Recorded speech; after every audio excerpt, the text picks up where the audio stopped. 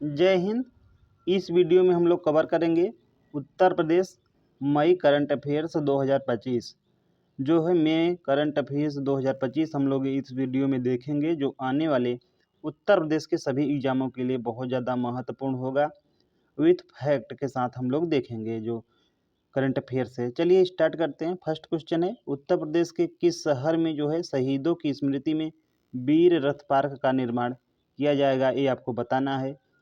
तो ये किया जाएगा नोएडा में। ऑप्शन नंबर ए राइट हो जाएगा। तो जो नोएडा है उत्तर प्रदेश का, यहाँ पर जो है वीर रथ पार्क का निर्माण किया जाएगा, जो शहीदों की स्मृति से संबंधित होगा। वीर रथ जो पार्क है ये नोएडा के सेक्टर 145 के नलगढ़ गांव में बनाया जा रहा है। यह जो पार्क है 22 एकड़ में फैला होगा और 32 स्वतंत्रता सेनानी की याद में जो है ये बनाया जाएगा। पार्क में एक संग्रहालय भी होगा, जिसमें स्वतंत्रता सेनानियों से जुड़ी चीज़ें जो है प्रदर्शन किया जाएगा, जैसे कि भगत सिंह और उनके साथियों द्वारा इस्तेमाल किया गया बम का प्रदर्शन। इसके अलावा जो है पार्क में एक ओपन एयर थिएटर भी होगा, जहां भारत की स्वतंत्रता से संबंधित कार्यक्रम का आयोजन जो है किया जाएगा। नेक्स्ट क्वेश्चन देखते हैं। हाल ही में उत्तर प्रदेश सरकार ने किस बैंक के सहयोग से यूपी एग्रीस और AI प्रज्ञा जो पहल है इसकी शुरुआत की है? तो ये है नाबार्ड, बी है विश्व बैंक, सी है ADB या डी है ASBI। तो ये है इसका राइट आंसर जो हो जाएगा बी, जो है विश्व बैंक। तो विश्व बैंक के सहयोग से जो है यूपी एग्रीस और AI प्रज्ञा जो पहल है ये उत्तर प्रदेश में शुरू किया गया है।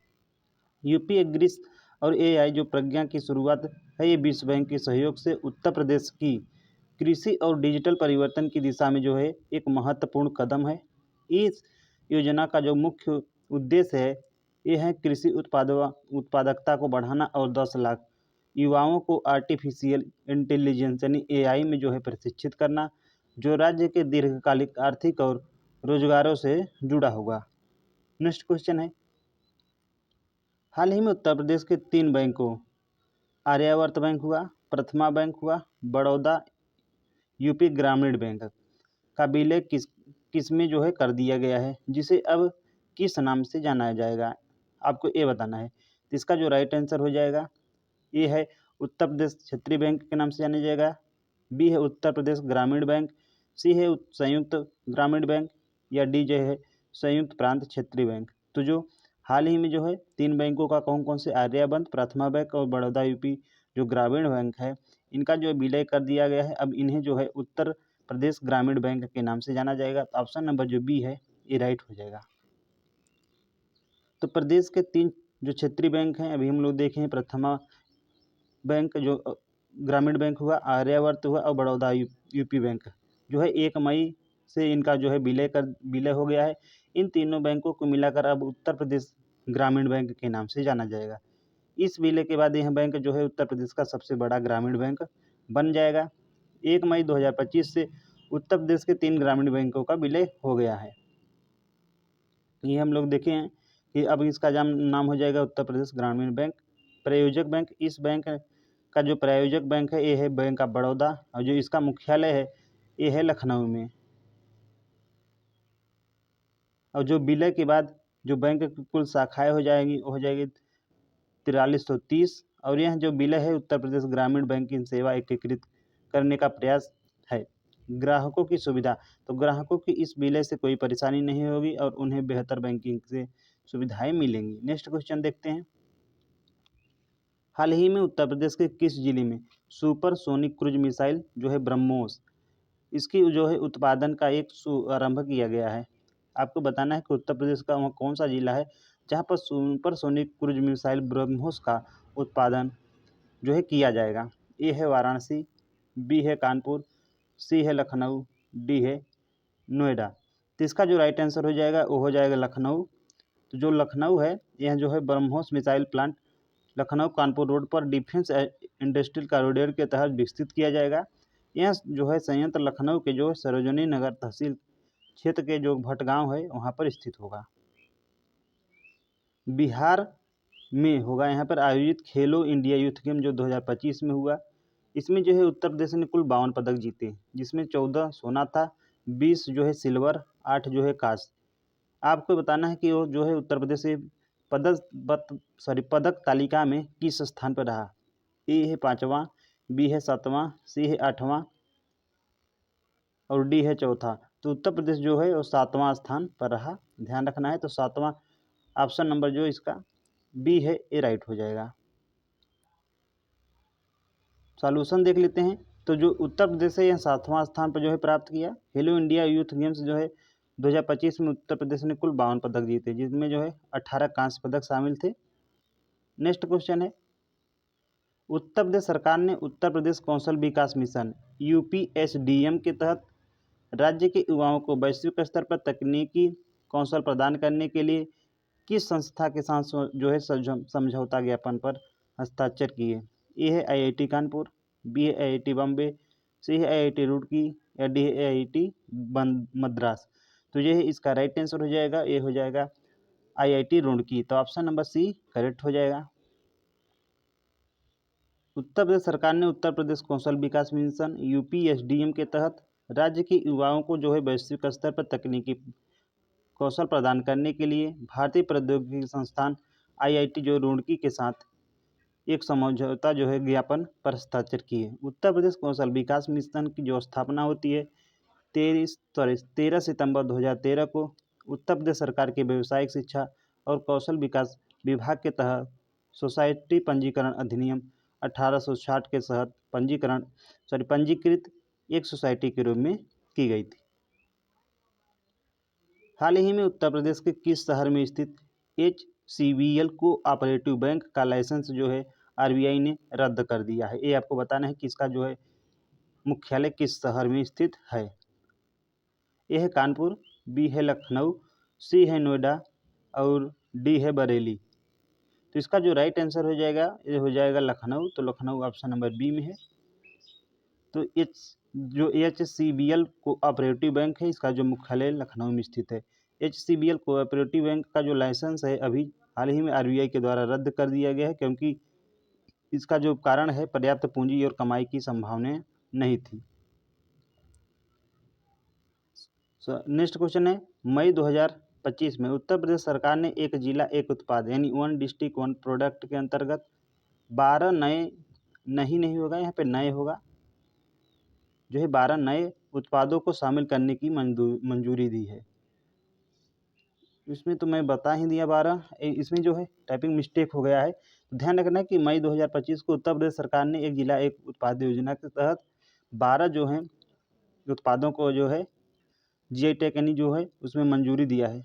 GI टैग नहीं, 1 डिस्ट्रिक्ट 1 प्रोडक्ट के अंदर ये मंजूर दिया गया है। तो 12 इसका राइट आंसर हो जाएगा सी। तो मई 2025 में उत्तर प्रदेश सरकार ने एक जिला एक उत्पाद यानी 1 डिस्ट्रिक्ट 1 प्रोडक्ट जो अंतर्गत 12 जो है नए उत्पादों को शामिल करने की मंजूरी दी है। इन उत्पादों में जो है सहारनपुर का जो है होजरी है, अमरोहा का मेटल और वुडन हैंडक्राफ्ट है, बलिया का सूती, बरेली का लकड़ी का उत्पाद हुआ, गाजियाबाद का मेटल और कपड़ा उद्योग, आगरा का जो है पेठा और फुटवियर हुआ, हमीरपुर का जो मेटल उत्पाद हुआ, बागपत का कृषि उपकरण, एटा का जो हुआ चिकोरी, प्रतापगढ़ का जो है खाद्य प्रसंस्करण, बिजनौर का ब्रश उद्योग और फिरोजाबाद का जो है फूड प्रोसेसिंग। ये 1 डिस्ट्रिक्ट 1 प्रोडक्ट के अंदर जो है शामिल किए गए हैं, 12 उत्पाद हैं। जो 1 डिस्ट्रिक्ट 1 प्रोडक्ट है यह जो योजना हुई 24 जनवरी 2018 को जो है शुरू की गई थी। इस योजना का जो उद्देश्य है 75 जिलों से 75 विशिष्ट उत्पादों की पहचान करना और उन्हें बढ़ावा देना। यह जो योजना बुनियादी ढांचे के विकास, वित्त तक पहुंच, कौशल विकास और विपणन सहायता प्रदान करती है। अब हम लोग देख लेते हैं नेक्स्ट क्वेश्चन, उत्तर प्रदेश सरकार शादी अनुदान योजना के तहत गरीब परिवार को कितने रुपए की आर्थिक सहायता प्रदान करती है, ये आपको बताना है। तो ये है 20,000, बी है 25,000, सी है 30,000, डी है 50,000। तो जो इसका राइट आंसर हो जाएगा ऑप्शन नंबर ए 20,000। तो उत्तर प्रदेश सरकार शादी जो अनुदान योजना के तहत गरीब परिवारों को जो है 20,000 रुपये की जो है आर्थिक सहायता प्रदान करती है। यह राशि जो है कन्या के विवाह के लिए दी जाती है। योजना के बारे में हम लोग अब देख लेते हैं थोड़ा सा। तो यह जो योजना है उत्तर प्रदेश सरकार के द्वारा गरीब परिवारों की बेटियों की शादी के लिए शुरू की गई। शहरी क्षेत्रों में जो आवेदन की वार्षिक आय है यह है 56,460 रुपये से अधिक नहीं होनी चाहिए, और जबकि ग्रामीण क्षेत्रों में 46,080 रुपये से अधिक नहीं होनी चाहिए। यदि इससे अधिक है तो आप इसे अप्लाई नहीं कर सकते हैं, इससे कम होगा तभी इसका लाभ आप लोगों को मिलेगा। नेक्स्ट है, इस योजना के तहत जो है 20,000 रुपये जो है राशि सीधे कन्या के बैंक खाते में जमा कर दी जाती है। यह जो योजना है निराश्रित विधवाओं हुआ, विकलांगों, भूमिहीन और प्राकृतिक आपदाओं से जो पीड़ित लोग की जो बेटियां की शादी के लिए प्राथमिकता दी जाती है। नेक्स्ट है, हाल ही में किस राज्य सरकार ने इको और पर्यटन को बढ़ावा दे इको टूरिज्म और पर्यटन को बढ़ावा देने के लिए जो है विस्टाडोम ट्रेन सेवा शुरू की है? ये आपको बताना है। ए है उत्तर प्रदेश, बी है मध्य प्रदेश, सी है बिहार, डी है हरियाणा। तो इसका राइट आंसर हो जाएगा उत्तर प्रदेश। तो जो उत्तर प्रदेश सरकार है ये इको टूरिज्म और पर्यटन को बढ़ावा देने के लिए जो है विस्टाडोम कोच के साथ जंगल सफारी ट्रेन की जो है शुरुआत की है। यह ट्रेन जो है दुधवा टाइगर रिजर्व और कतरनिया घाट वन्य जीव अभयारण्य के बीच है यहाँ पे चलती है इनके मध्य, जिससे जो है पर्यटकों को वन्य जीवों को रोमांच और अनुभव मिलता है। उत्तर प्रदेश सरकार ने जो है इको टूरिज्म और पर्यटन को बढ़ावा देने के लिए कई जो है पहल की शुरुआत की है, जिनमें शामिल है विस्टाडोम ट्रेन, ये शामिल है। तो जो ये ट्रेन है दुधवा टाइगर रिजर्व कतरनिया घाट जो वन्यजीव अभयारण्य है इसके मध्य चलेगी।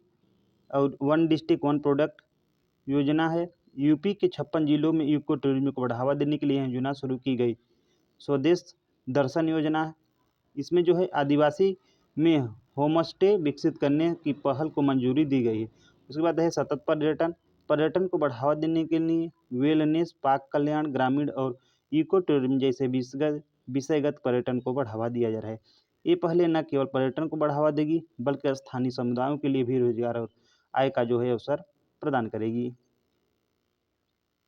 उत्तर प्रदेश सरकार की जो है प्रमुख ऐतिहासिक, पौराणिक और आध्यात्मिक स्थलों को जोड़ने वाली सड़कों को उन्नयन के लिए कितने करोड़ रुपए जो है निवेश करेगी, ये आपको बताना है। तो ये करेगी उत्तर प्रदेश सरकार जो है 4,560 करोड़ रुपए। ऑप्शन नंबर जो सी है ये राइट हो जाएगा। तो उत्तर प्रदेश सरकार जो है प्रमुख ऐतिहासिक, पौराणिक और आध्यात्मिक स्थलों को जोड़ने वाली जो सड़कों हैं उनके उन्नयन के लिए जो है 4,560 रुपये जो करोड़ है इसका जो है इन्वेस्ट करेगी। नेक्स्ट है, हाल ही में केंद्रीय रक्षा मंत्री राजनाथ सिंह और उत्तर प्रदेश के जो मुख्यमंत्री हैं योगी आदित्यनाथ ने भारत के सबसे बड़े जो है टाइटेनियम और सुपर एलॉय मटेरियल का उद्घाटन कहाँ पर किया है? ए है कानपुर, बी है लखनऊ, सी है वाराणसी, डी है झांसी।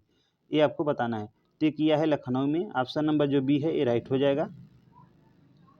नेक्स्ट है, हाल ही में किस राज्य ने मात्र 24 घंटे के भीतर 10 किलोमीटर क्रैश बैरियर का निर्माण किया और 34.24 किलोमीटर जो है बिटुमिनस कंक्रीट बिछाकर सड़क निर्माण में दो जो है विश्व रिकॉर्ड जो है स्थापित किए हैं? ए है हरियाणा, बी है उत्तर प्रदेश, सी है पंजाब, डी है राजस्थान।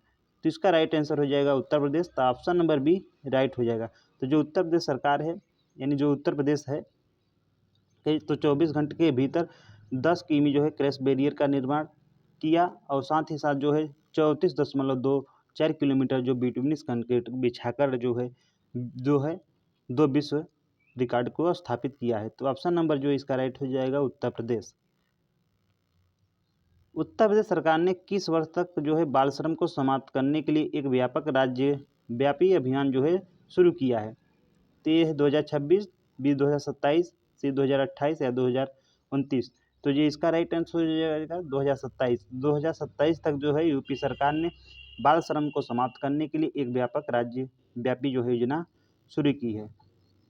नेक्स्ट क्वेश्चन है, हाल ही में किस राज्य सरकार ने इको होगा टूरिज्म को बढ़ावा देने के लिए बफर में सफर योजना की शुरू की बात की है यानी शुरू की है?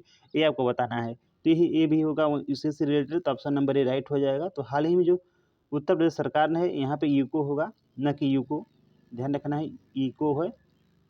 तो यूको यानी इको टूरिज्म को बढ़ावा देने के लिए जो बफर में सफर योजना है ये शुरुआत की है उत्तर प्रदेश ने। उत्तर प्रदेश जो वन एवं वन्यजीव विभाग ने जो बफर में सफर योजना नाम से एक नई इको टूरिज्म जो पहले इसकी शुरुआत की है। तो जो बफर में सफर योजना है इसे हम लोग देख लेते हैं। तो इसका उद्देश्य देखते हैं। इस योजना का जो प्राथमिक लक्ष्य है वो बाघ अभयारण्यों के बफर क्षेत्रों में टिकाऊ और पर्यावरण के जो अनुकूल पर्यटन को बढ़ावा देना है। इस पहल का जो उद्देश्य स्थानीय समुदायों को पर्यटन क्षेत्रों में प्रशिक्षण और रोजगार के अवसर प्रदान करके उन्हें सशक्त बनाना है। इस उद्देश्य समुदाय के नेतृत्व में जैव विविधता के संरक्षण को प्रोत्साहन करके वन्य जीव संरक्षण की जो प्रयासों को मजबूत करना है। इसका महत्व क्या है? तो इस जो पहल जो चल रही है, इस पहल से जो है उत्तर प्रदेश के भारत में अग्रणी इको टूरिज्म गंतव्य बनने के लक्ष्य में महत्वपूर्ण योगदान मिलने की उम्मीद है। पर्यटन हुआ, संरक्षण, स्थानीय रोजगार को संयोजित करने का एक एकीकृत दृष्टिकोण आर्थिक विकास के साथ पारिस्थितिकी स्थिरता को संतुलित करके इच्छुक अन्य राज्यों के लिए भी एक मॉडल के रूप में कार्य जो है कर सकता है। जिसका कार्यान्वयन क्षेत्र है, यह प्रमुख बाघ अभयारण्य और बफर जोन, यह जो है दुधवा, पीलीभीत और लखीमपुर खीरी जैसे प्रमुख जो बाघ रिजर्व बफर जोन में क्रियान्वित की जा रही है, जो अपने समृद्ध जैव विविधता और भारत नेपाल सीमा से निकटता के लिए जाने जाते हैं। सोहागिरबेरवा और करतनिया घाट वन्यजीव अभयारण्य जैसे पारिस्थितिक रूप से महत्वपूर्ण क्षेत्रों में भी इस योजना के अंतर्गत शामिल किया गया है। विशेष जो स्थल हैं पारिस्थितिकी स्थल, वे हैं प्रवासी पक्षियों के लिए एक महत्वपूर्ण पड़ाव। सेमराई झील को इको टूरिज्म सर्किट में एक भाग के रूप में भी विकसित किया जा रहा है। इसमें जो है पक्षी प्रेमियों को अन्वेषण के लिए नए अवसर मिलेंगे। पर्यटन संरचना विकास है, इसमें जो है दुधवा टाइगर रिजर्व आगंतुकों की सहभागिता को बढ़ाने के लिए एक आधुनिक सूचना केंद्र स्थापित किया गया है। यह जो केंद्र है, केंद्र की वनस्पतियों और जीव जंतुओं के बारे में शैक्षिक जानकारी प्रदान करेगा, साथ ही संरक्षण प्रयासों के बारे में विस्तृत जो है जानकारी भी प्रदान करेगा। दुधवा टाइगर रिजर्व यानी उद्यान है, यह भारत नेपाल सीमा के पास उत्तर प्रदेश का जो लखीमपुर खीरी जनपद है वहाँ पर स्थित है। इसे जो है 1977 में एक राष्ट्रीय उद्यान और 1958 से वन्यजीव अभयारण्य के रूप में स्थापित किया गया था। वन्यजीव एवं पारिस्थितिकी तंत्र, तो बंगाल टाइगर, तेंदुए, हाथी हुआ, भालू और 450 से अधिक पक्षी प्रजातियों का एक घर है। घास के मैदान, दलदल और घने जो जंगल जैसे विविध पारिस्थितिकी तंत्र की विशेषता। संरक्षण एवं पारिस्थितिकी पर्यटन, तो निवास स्थल की बहाली और बारहसिंघा जैसे लुप्तप्राय प्रजातियों के पुनः प्रवेश के लिए भी जाना जाता है। स्थानीय समुदायों के सहयोग से देने और पर्यावरण को संरक्षित करने के लिए इको टूरिज्म को बढ़ावा देगा। हम लोग अब देख लेते हैं दुधवा जो राष्ट्रीय उद्यान है, भारत नेपाल की सीमा पर लखीमपुर जो डिस्ट्रिक्ट है यहाँ पर स्थित है। 1977 में इसे राष्ट्रीय उद्यान और 1958 से जो है वन्यजीव अभयारण्य के रूप में स्थापित किया गया। अभी हम लोग यहाँ पे देखें, यानी हम लोग पढ़ चुके हैं, दोबारा सलाह लग गया है। अब देख लेते हैं हम लोग पीलीभीत टाइगर रिजर्व।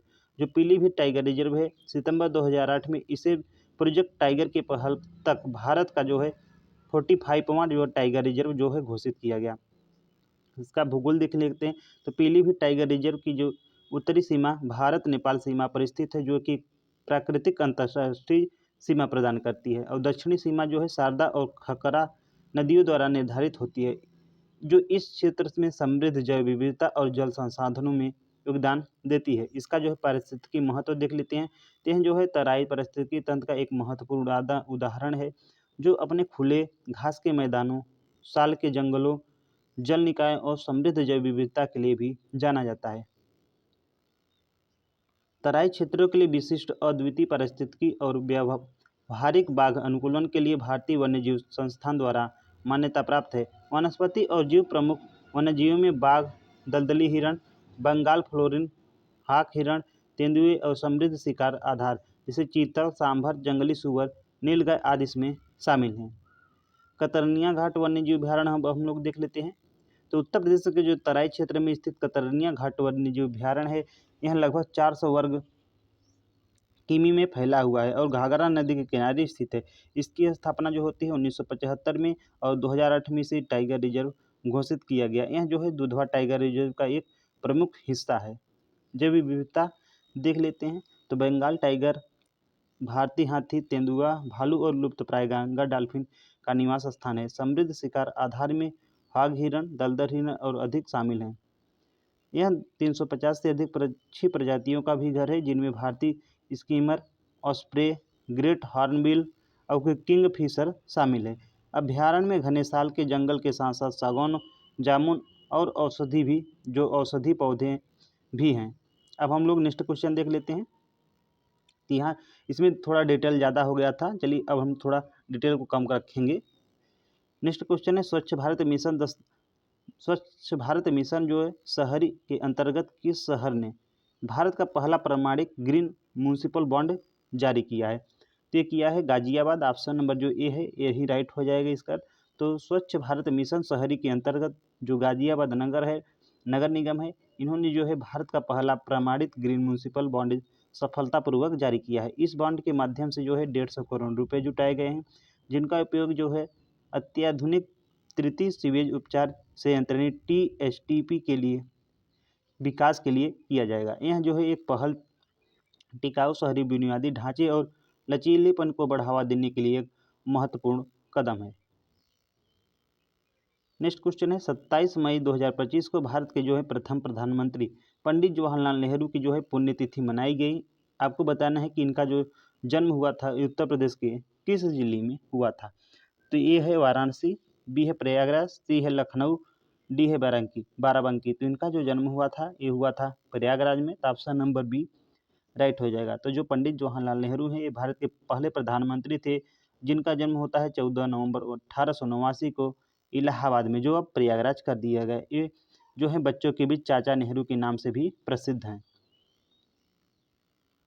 नेहरू ने भारत की स्वतंत्रता संग्राम में महत्वपूर्ण भूमिका निभाई और देश के विकास में भी उनका जो है महत्वपूर्ण योगदान रहा।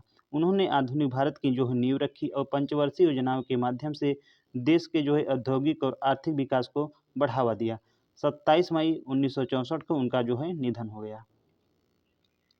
नेक्स्ट है हाल ही में खबरों में रहा उत्तर प्रदेश सरकार की जो शैक्षिक सुधार पहल प्रोजेक्ट अलंकार को कब शुरू किया गया? तो शुरू किया गया 2021 में। ऑप्शन नंबर बी राइट हो जाएगा। तो इसे जो है अक्टूबर 2021 को उत्तर प्रदेश सरकार के द्वारा लॉन्च किया गया था। इसका जो लक्ष्य है 2441 सरकारी माध्यमिक विद्यालयों को 35 बुनियादी ढांचे और सुविधा मानदंडों का जो है 100% अनुपालन और सुनिश्चित करना है।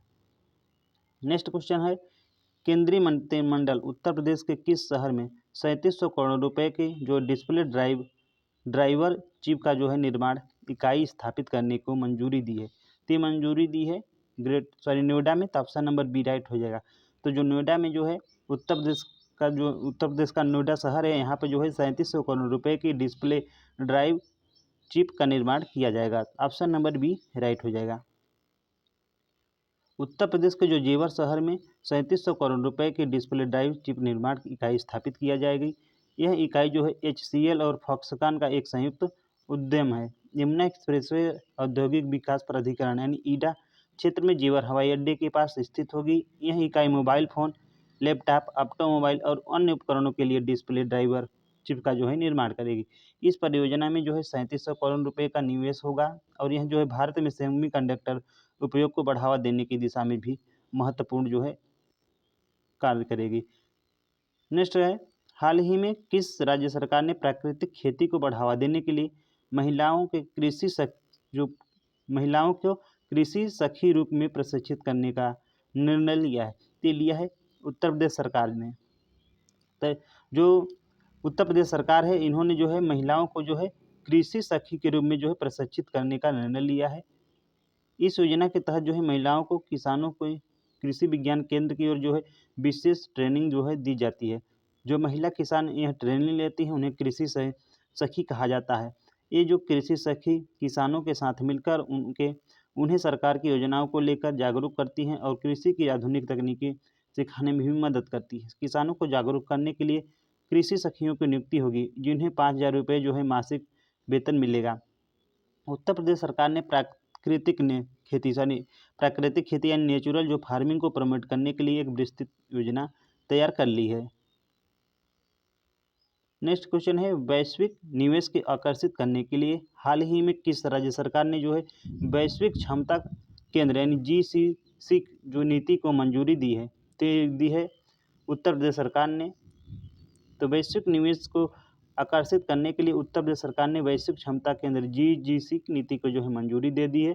इस नीति का जो उद्देश्य है यह है उत्तर प्रदेश का जो है $1 ट्रिलियन अमेरिकी डॉलर की अर्थव्यवस्था बनाने का महत्वाकांक्षी जो लक्ष्य रखा गया है।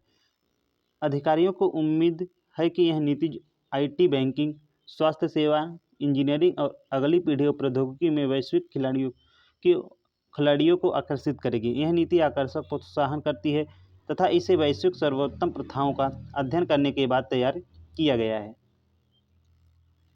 GCC द्वारा कवर की गई जो प्रौद्योगिकी इकाइयाँ हैं उत्तर प्रदेश में स्थापित किए जा रहे GCC निम्नलिखित अत्याधुनिक डोमेन शामिल है।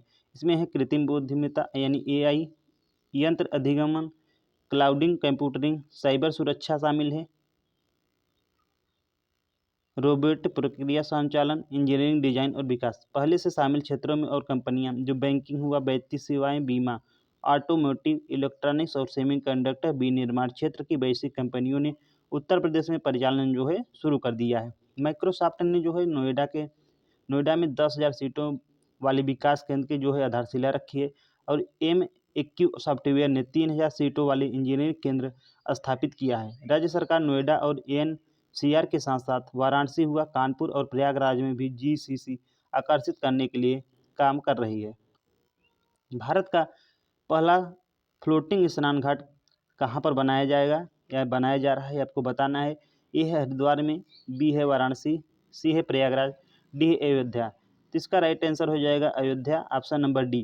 तो जो अयोध्या है यहाँ पे भारत सरकार जो है पहला फ्लोटिंग स्नान घाट बनाने जा रही है।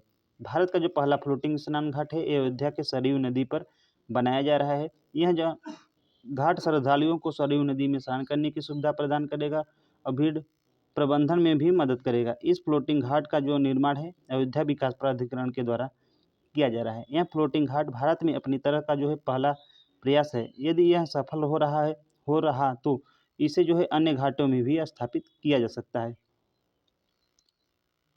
अयोध्या में राम मंदिर के निर्माण के बाद श्रद्धालुओं की जो संख्या है उसमें वृद्धि हुई है, जिसके कारण जो है घाटों में भीड़ दर्ज की गई है। इस फ्लोटिंग घाट के निर्माण से श्रद्धालुओं को स्नान करने में जो है आसानी होगी और भीड़ को नियंत्रित करने में भी मदद मिलेगी। फ्लोटिंग घाट में एक साथ जो है 300 श्रद्धालु स्नान कर सकेंगे और इसमें आधुनिक सुविधाएं भी होंगी। नेक्स्ट क्वेश्चन है, हाल ही में प्रधानमंत्री नरेंद्र मोदी के द्वारा 103 जो है अमृत भारत रेलवे स्टेशन का क्या किया गया है, उद्घाटन किया गया है, यानी आधुनिक सुविधाओं से जो लैस होंगे। ये आपको बताना है कि ये जो अमृत भारत रेलवे स्टेशन है ये उत्तर प्रदेश में कितने हैं। ए है 19, B है 31, C है 16, D है 35। तो ये जो है 19 जो है अमृत रेलवे स्टेशन जो है उत्तर प्रदेश में हैं। तो 19 अमृत भारत स्टेशन का उद्घाटन जो है इनमें बिजनौर, सहारनपुर, गोविंदपुरी, करछना, पखरुइया, ईदगाह आगरा का जंक्शन हुआ, फतेहाबाद, गोवर्धन, मैलानी, स्वामी नारायण छपिया, बलरामपुर, सिद्धार्थनगर, गोला गोकर्णनाथ, रामघाट, हल्टा, सुरेनपुर, इज्जतनगर, बरेली सिटी, उझानी और हाथरस सिटी जो हैं शामिल होंगे। यानी जो 19 शहर हैं ये आप लोगों को हम बता दिए हैं। तो ध्यान रखना कि जो अमृत भारत रेलवे स्टेशन है ये उत्तर प्रदेश में 19 जो हैं ये उत्तर प्रदेश में शामिल हैं, जो टोटल जो है 103 है। नेक्स्ट क्वेश्चन है, हाल ही में किस राज्य ने प्रधानमंत्री सूक्ष्म खाद्य प्रसंस्करण उद्यम, यहाँ पे उद्यम होगा ध्यान रखना, उन्नयन योजना के कार्यान्वयन में प्रथम स्थान प्राप्त किया है। तो ये प्राप्त किया है उत्तर प्रदेश। नेक्स्ट क्वेश्चन है, विकसित भारत युवा सांसद महोत्सव का आयोजन कहाँ पर किया गया, ये आपको बताना है। ये तो जो विकसित भारत युवा सांसद महोत्सव है ये उत्तर प्रदेश का जो लखनऊ शहर है यहाँ पर किया गया। तो ऑप्शन नंबर जो B है ये राइट हो जाएगा। तो इसके तहत जो है अगले 2 दिन 240 युवाओं विधानसभा में जो है भाषण देंगे। इनमें से जो है 3 सर्वश्रेष्ठ युवा संसद में जाएंगे। जो इसका उद्देश्य है 18 से 33 वर्ष के युवाओं की आवाज़ को सुनना है और साथ ही युवाओं में निर्णय लेने की क्षमता जो है विकसित करना है। हाल ही में अयोध्या और काशी की तर्ज पर तमेश्वर धाम जो है कॉरिडोर ये विकसित करने की घोषणा की गई है। ये आपको बताना है कि ये जो तमेश्वर धाम कॉरिडोर है यह कहाँ पर स्थित है। तो ये स्थित है संत कबीर नगर में। ऑप्शन नंबर जो ए है यही राइट हो जाएगा। तो जो संत कबीर नगर का जो खलीलाबाद है, यह जो है यहाँ पर तमेश्वर धाम कॉरिडोर के रूप में विकसित किया जाएगा। मुख्यमंत्री योगी आदित्यनाथ ने यहाँ आयोजित कार्यक्रम जो में इसकी जो है घोषणा की है। ये आप लोगों से एक क्वेश्चन में पूछ रहा है कि जो संत कबीर नगर है, इसका जो है आपको बताना है संत जो कबीर नगर है इसका हेडक्वार्टर कहाँ है, यानी जो इसका जो पूरा कार्य होता है ये होता है खलीलाबाद में ही। चलिए मैं भी बता देता हूँ। तो इसका जो संत कबीर नगर का जो हेडक्वार्टर है खलीलाबाद में ही है, ये आप लोगों को ध्यान रखना है। नेक्स्ट है 31 मई को महान समाज सुधारक जो अहिल्याबाई होलकर है, हाल ही में किस क्रम की जयंती मनाई गई है? तो ये मनाई गई है 300वीं। ऑप्शन नंबर सी जो है इसका राइट हो जाएगा।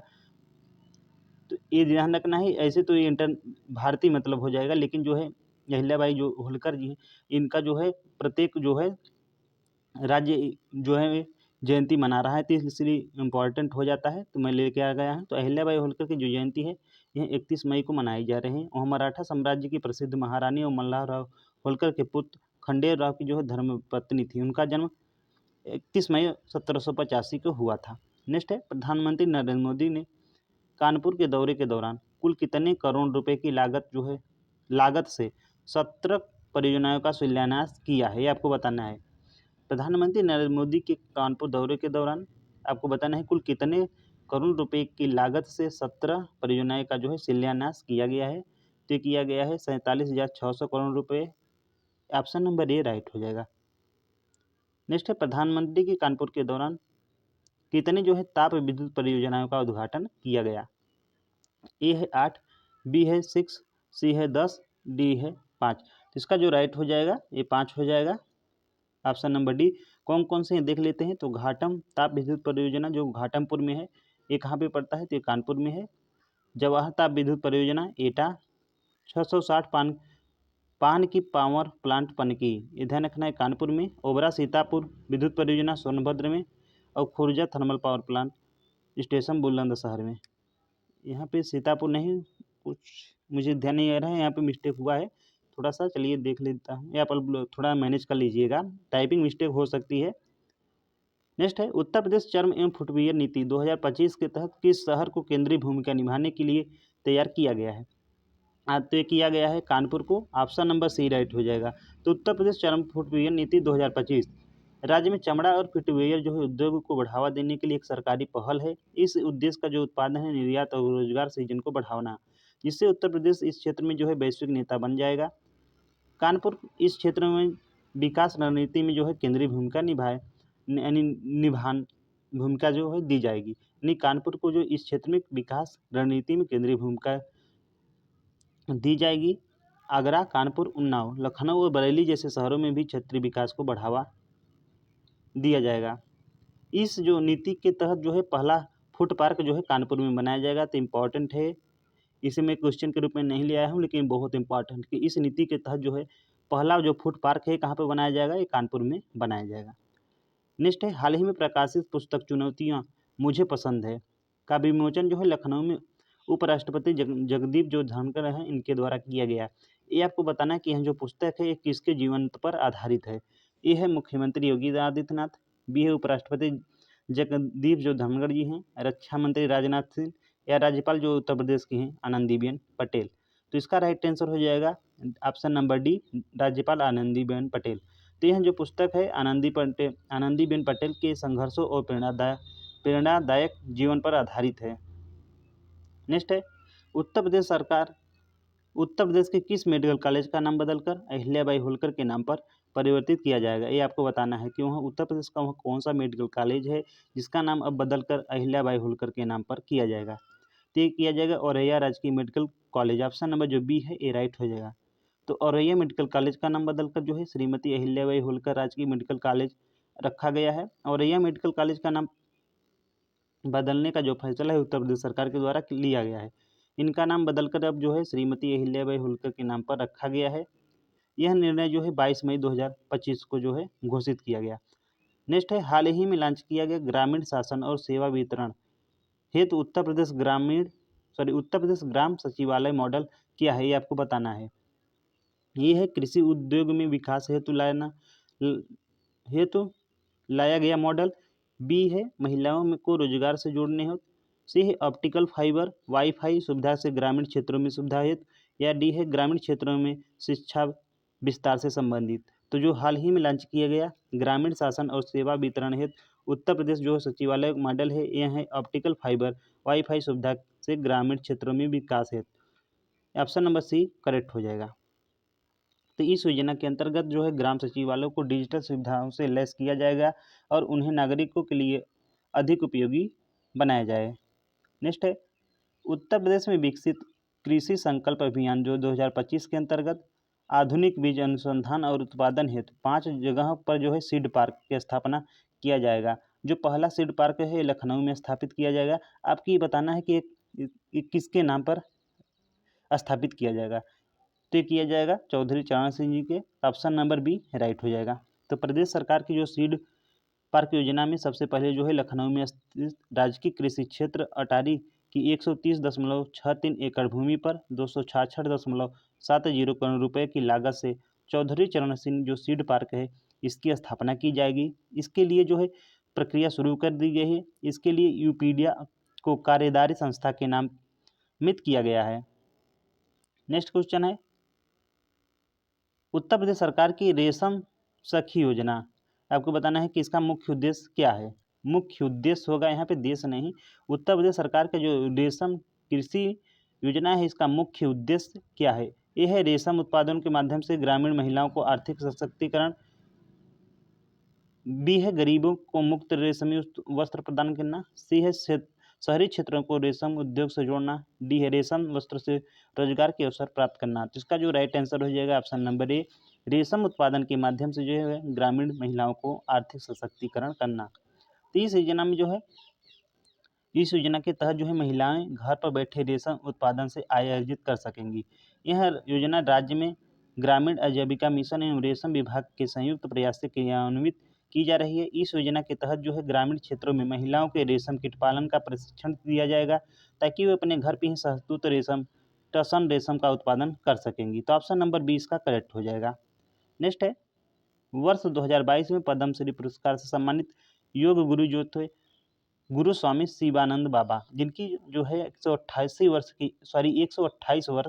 की आयु में जो है मृत्यु हो गई है। इनका संबंध आपको बताना है ये कहाँ से थे। चित्रकूट से थे, गोरखपुर से, वाराणसी से या अयोध्या से। तो ये थे वाराणसी से। ऑप्शन नंबर सी राइट हो जाएगा। तो वाराणसी के जो प्रसिद्ध योग गुरु पद्मश्री स्वामी शिवानंद बाबा जिनकी जो है 128 वर्ष की आयु में जो है निधन हो गया है। वह 2022 में पद्मश्री से सम्मानित हुए थे। वाराणसी के दुर्गा कुंड के कबीर नगर में आश्रम में रहते थे। स्वामी जो शिवानंद बाबा का जन्म हुआ था 8 अगस्त 1896 को और उनका जो निधन शनिवार रात को वाराणसी के बीएचयू अस्पताल में हुई। नेक्स्ट है आईआईटी बीएचयू की टीम ने किस नवीन फॉरेंसिक तकनीक का विकास किया है जिससे फॉरेंसिक हैकाथॉन 2025 जीता। तो ये है रक्त समूह आधारित पहचान मिलन। बी है ए आधारित फिंगरप्रिंट विश्लेषण। सी है तेज डीएनए अनुक्रमण विधि। या डी है जैविक तरल पदार्थ से ग्लाइसिन आधारित वायु का अनुमान लगाना। तो इसका जो राइट आंसर हो जाएगा ऑप्शन नंबर डी। तो जैविक तरल पदार्थ से जो ग्लाइसिन आधारित वायु का अनुमान। इसी के कारण जो है बीएचयू की टीम ने नवीन फॉरेंसिक तकनीक का विकास किया जिससे उन्हें फॉरेंसिक हैकाथॉन 2025 मिला। तो भारतीय प्रौद्योगिकी संस्थान जो बीएचयू वाराणसी के स्कूल ऑफ बायोकेमिकल इंजीनियरिंग की शोध जो टीम है फॉरेंसिक हैकाथॉन 2025 में शीर्ष सम्मान प्राप्त किया। यह हैकाथॉन राष्ट्रीय फॉरेंसिक विज्ञान विश्वविद्यालय NFSU के द्वारा अखिल भारतीय फॉरेंसिक विज्ञान शिखर सम्मेलन का हिस्सा था। नेक्स्ट क्वेश्चन है उत्तर प्रदेश के वाराणसी से कौन सा वाद्य यंत्र हाल ही में जो है भौगोलिक संकेत यानी GI टैग प्राप्त किया है। ए है मृदंगम, बी है बनारसी तबला, सी है सितार, डी है बनारसी शहनाई और ये है BNC। इसका जो राइट हो जाएगा ऑप्शन नंबर ई बनारसी तबला और शहनाई। तो हाल ही में बनारसी शहनाई और तबला को जो है भौगोलिक संकेत यानी GI टैग प्रदान किए गए हैं जिससे वाराणसी की समृद्ध संस्कृति और शिल्प विरासत को राष्ट्रीय मान्यता प्राप्त हुई है। नेक्स्ट है 4 दिवसीय सांसद खेल महाकुंभ का उद्घाटन जो है लखनऊ में किसके द्वारा किया गया। तो किया गया है सॉरी, यहाँ पे राजनाथ सिंह होगा। मुझे इसमें कन्फ्यूजन हो रहा है, इसमें सॉल्यूशन में ये लग गया है। चलिए मैं, आप लोग भी इसे थोड़ा मैनेज कर लीजिएगा। जो 38 क्वेश्चन है इसे आप लोग देख लीजिएगा। शायद इसका जो ऑप्शन नंबर बी होगा, राजनाथ सिंह। अगर इसमें देखते हैं, अगर इसमें होगा डिटेल में तो बता दिया जाएगा। 19 से 22 अप्रैल जो है 2025 तक उत्तर प्रदेश के लखनऊ स्थित केडी सिंह बाबू स्टेडियम में सांसद खेल महाकुंभ का आयोजन किया गया है। सांसद खेल महाकुंभ के बारे में, इस आयोजन का उद्देश्य जो है खेल इंडिया अभियान की भावना के अनुरूप युवाओं में खेल भावना, स्वस्थ जीवन शैली और स्वदेशी खेलों को बढ़ावा देना है। इस खेल महाकुंभ में athlete, volleyball, kabaddi, basketball, football, hockey, boxing, taekwondo जैसे आधुनिक खेलों के साथ साथ कलारी पट्टू, योगासन और मलखंब जैसे पारंपरिक और स्वदेशी खेलों को भी प्रदर्शन किया गया है। प्रतियोगिता के 2 दर्पण में आयोजित किया जाएगा। पहला है जूनियर कैटेगरी, जिसमें जो कक्षा 9 से 12 तक छात्र होंगे, और सीनियर कैटेगरी डिग्री कॉलेज और विश्वविद्यालय के छात्र होंगे। प्रतिभागी कुल जो है 10,000 खिलाड़ियों में से 2500 जो खिलाड़ी हैं इनका चयन किया गया है। चयन प्रक्रिया जो है जिला स्तर पर 8 जोन में आयोजित की गई प्रतियोगिताओं के माध्यम से की गई है। अब विजेताओं को जो है 8 लाख रुपए का नगद पुरस्कार दिया जाएगा। तो इस क्वेश्चन को मुझे थोड़ा कन्फ्यूजन हो रहा है कि अनुराग ठाकुर या राजनाथ सिंह। एक बार देख लीजिएगा आप लोग कि जो देखते हैं, या अनुराग ठाकुर या इसी में 2 में से इसमें सॉल्यूशन ए लगाया गया है। आप लोग इसे देख लीजिएगा, मैनेज कर लीजिएगा प्लीज़। नेक्स्ट क्वेश्चन देखते हैं। हाल ही में उत्तर प्रदेश में 236.40 करोड़ की लागत से नए अंतर्राष्ट्रीय स्टेडियम 50 एकड़ में जो बनेगा, ये बनाने की घोषणा की गई है। कहाँ पर? ए है गोरखपुर में, बी है अयोध्या में, सी है बहराइच में, और डी है रायबरेली में। तो ये की गई है गोरखपुर में। ऑप्शन नंबर ए राइट हो जाएगा। तो गोरखपुर शहर के पास जो है ताल नदौली में चिन्हित 50 एकड़ भूमि पर क्रिकेट स्टेडियम की जो है निर्माण किया जाएगा। स्टेडियम से गोरखपुर वाराणसी हाईवे NH 24 से मुख्य संपर्क मार्ग के जरिए जो है कनेक्टिविटी उपलब्ध होगी। गोरखपुर एयरपोर्ट से स्टेडियम की जो दूरी होगी 23.6 किलोमीटर होगी। नेक्स्ट है, फ्रांसीसी विमान निर्माता दसॉल्ट एविएशन द्वारा नोएडा हवाई अड्डे के पास स्थापित किए जा रहे रखरखाव, मरम्मत और ओवरहाल MRO सुविधा का मुख्य उद्देश्य क्या है, ये आपको बताना है। तो ये है इसका राइट आंसर जो हो जाएगा डी, ऑप्शन नंबर डी, भारतीय वायुसेना के राफेल और मिराज 2000 विमानों का रखरखाव और मरम्मत करना। तो अब हम यहाँ तक गाइज जो मई महीने का यानी मंथली करंट अफेयर्स। अभी हम एक टेस्ट देखते हैं, आप लोगों को बताना है कमेंट बॉक्स में। हाल ही में किस राज्य सरकार ने इको टूरिज्म को बढ़ावा देने के लिए बफर में सफर जो योजना है इसकी शुरुआत की है? ए उत्तर प्रदेश, बी है मध्य प्रदेश, सी है हरियाणा, या डी राजस्थान। आप लोगों को करंट जो है कमेंट बॉक्स में बताना है। और एक क्वेश्चन मुझे कन्फ्यूजन हुआ था, जो था आप लोग इसे देख लीजिएगा प्लीज़। जो क्वेश्चन था अनुराग ठाकुर या राजनाथ सिंह। अगर अनुराग ठाकुर होगा तो बिल्कुल सही है, अगर नहीं तो उसमें जो है, चलिए मैं अगर जो PDF दूंगा तो उसमें जो है मैं सही करके दूंगा। Thanks for watching.